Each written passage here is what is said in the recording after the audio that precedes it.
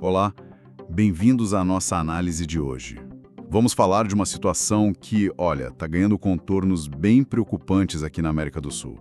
É um foco de tensão com potencial real, né, de escalada entre a Venezuela e a Guiana. Exatamente. O gatilho mais recente que realmente acendeu os alarmes foi a convocação lá na Venezuela de um plebiscito nacional.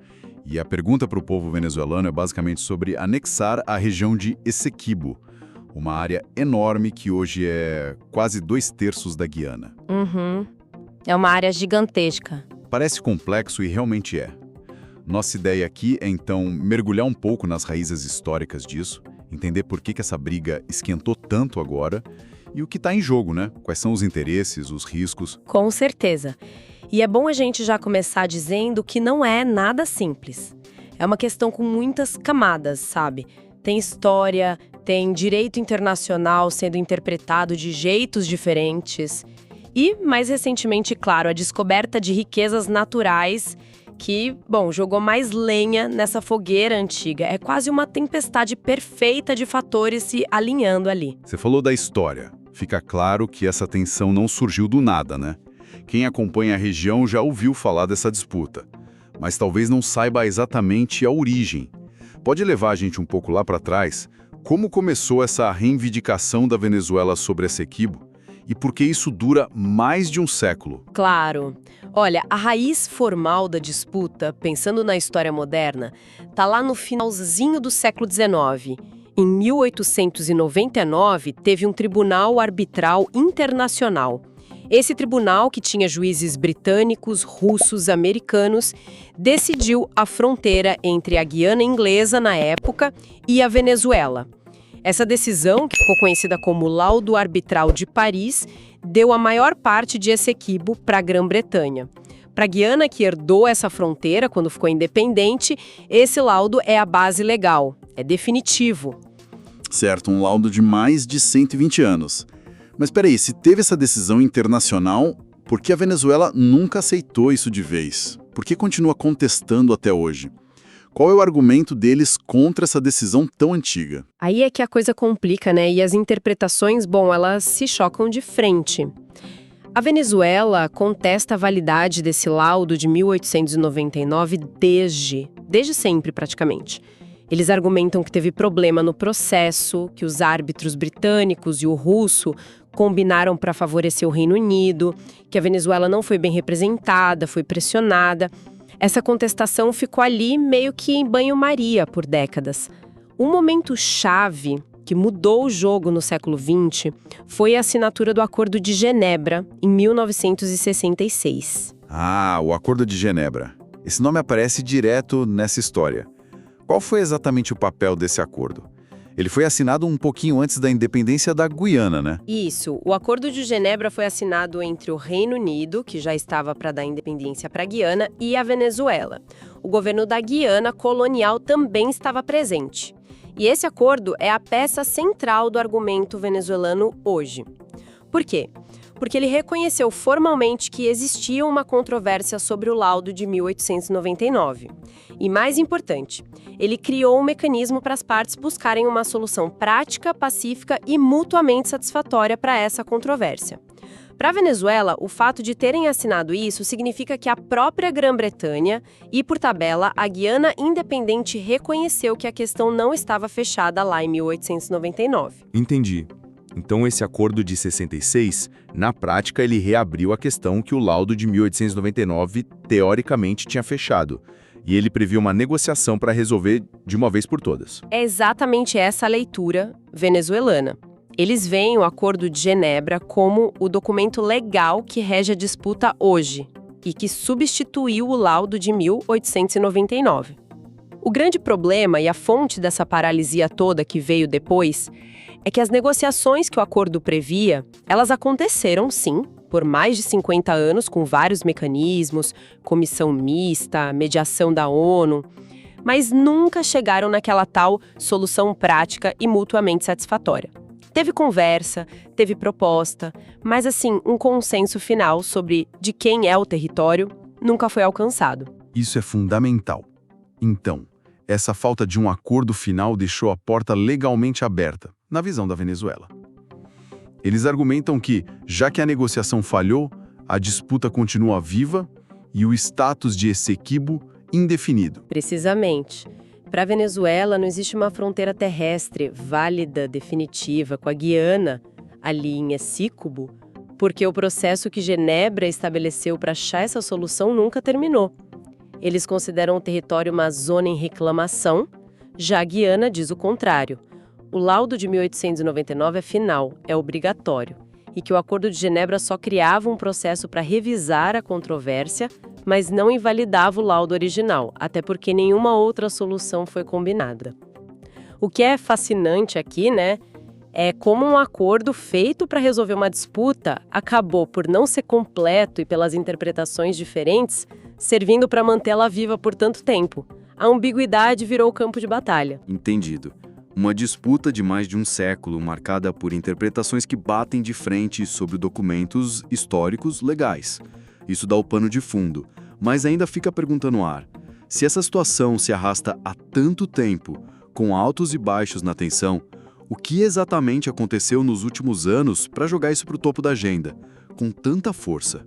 O que mudou? A resposta curta e grossa é: descobriram recursos naturais numa escala, assim, colossal.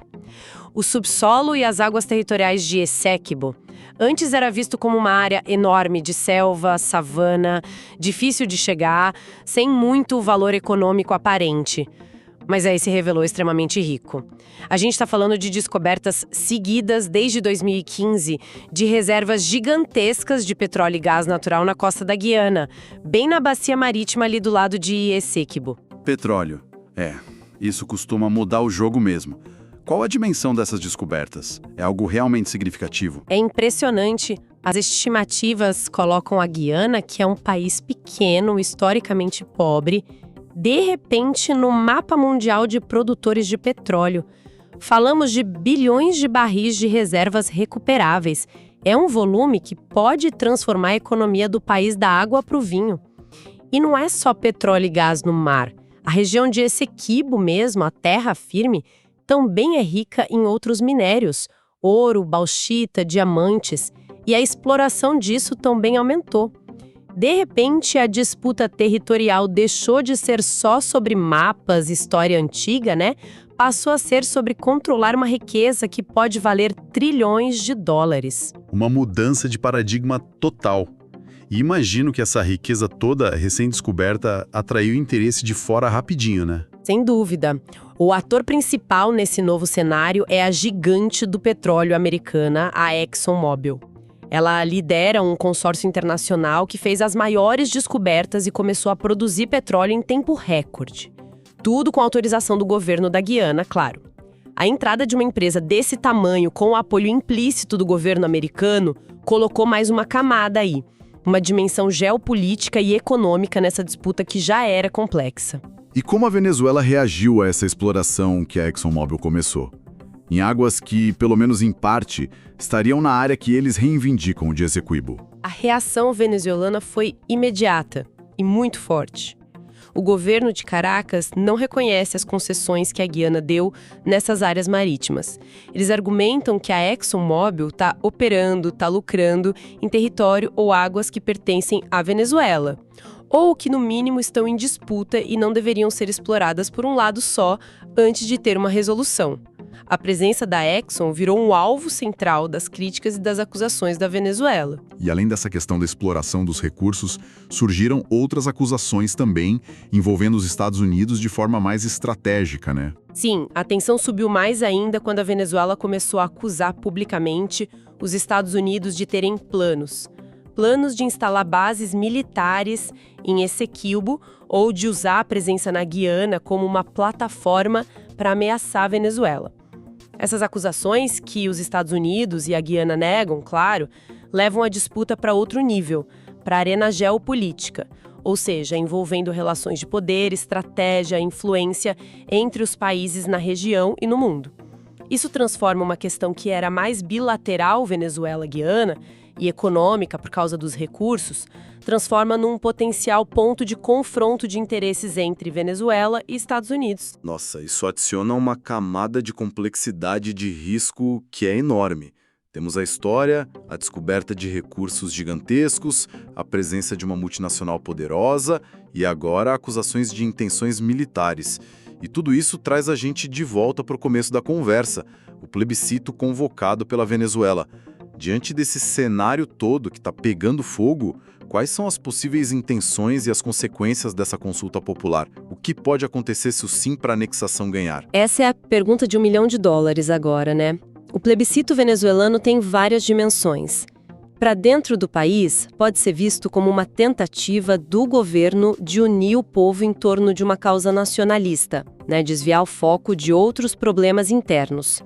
Para fora, um resultado positivo, com muita gente votando, seria usado pelo governo venezuelano como um mandato popular, uma legitimação democrática para eles irem atrás de Sekine. E que tipo de ações esse mandato popular poderia justificar na cabeça de Caracas? O que eles poderiam fazer com isso?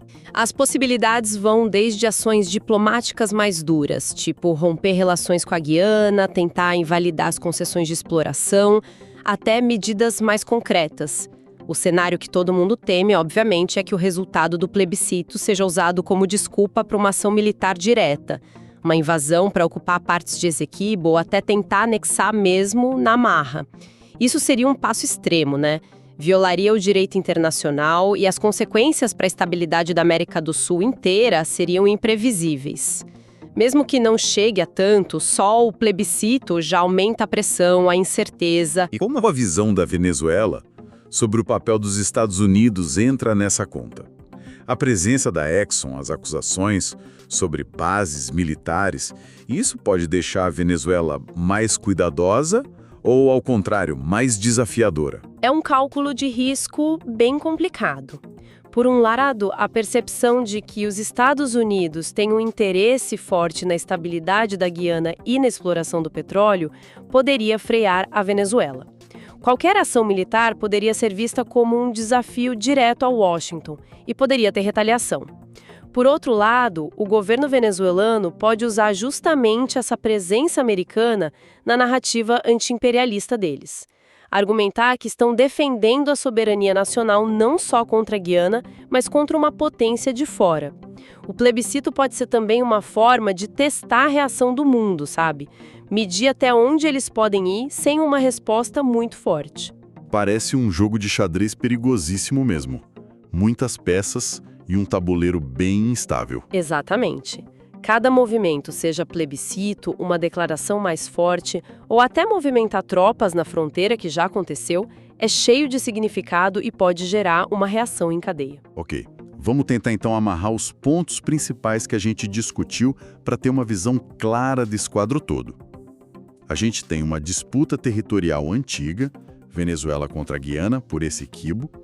A Guiana se baseia no laudo arbitral de 1899, a Venezuela rejeita esse laudo e se apega ao Acordo de Genebra de 1966, que previa negociações, mas que nunca chegaram ao final feliz, digamos. Correto. E essa disputa histórica, que estava meio quieta, foi jogada para o centro do palco pela descoberta recente de reservas imensas de petróleo, gás e outros minerais na região.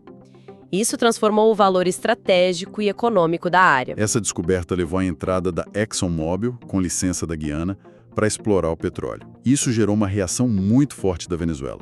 Eles alegam que a exploração acontece em território ou águas que eles reivindicam e ainda acusam os Estados Unidos de terem interesses militares ali na área. Exato.